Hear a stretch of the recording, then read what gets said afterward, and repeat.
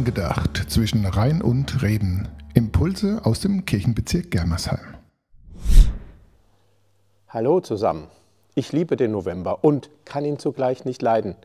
Anfang November habe ich nämlich Geburtstag. Das ist schön. Doch im November ist es draußen oft so unwirtlich und kalt. Auch wenn jeder sagt, es ist doch schön, wenn es endlich auch mal kalt wird nach all der Hitze im Sommer. Wie auch immer, das ist sicher Geschmackssache.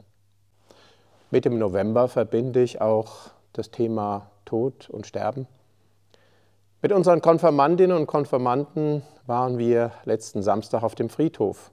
Das machen wir jedes Jahr so. Und wir sprechen über den Tod und lesen die biblischen Texte, die über den Tod und die Auferstehung sprechen. Und wir gehen über den Friedhof in allem gebotenen Respekt.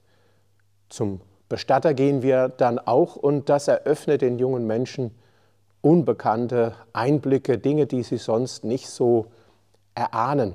Und es gibt ihnen die Möglichkeit, sich über ein Thema zu informieren, über das sonst nicht gerne gesprochen wird. Der Ewigkeitssonntag und somit das Ende des Kirchenjahres rückt näher und wir bereiten uns darauf vor, der Verstorbenen zu gedenken. Das ist sehr wichtig, denn gerade in der Zeit vor dem Advent und in aller Vorfreude auf Weihnachten vermissen wir doch die, die von uns gegangen sind, noch sehr viel mehr als sonst. Zum Schönen im November gehört auch sich warm einpacken, in den Wald gehen. Wenn ich spazieren gehe, liebe ich das Rascheln der Blätter bei jedem Schritt, den ich mache. Mir wird die Vergänglichkeit alles Seins deutlich bewusst. Die Blätter fallen, sie zersetzen sich, lösen sich auf, sie vergehen, verwandeln sich, werden zu Nährboden für neues Leben.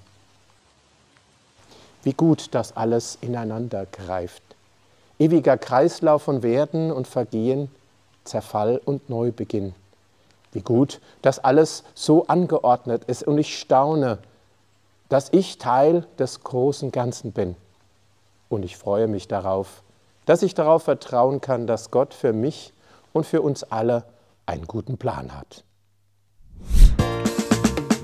Angedacht zwischen Rhein und Reben. Impulse aus dem Kirchenbezirk Germersheim.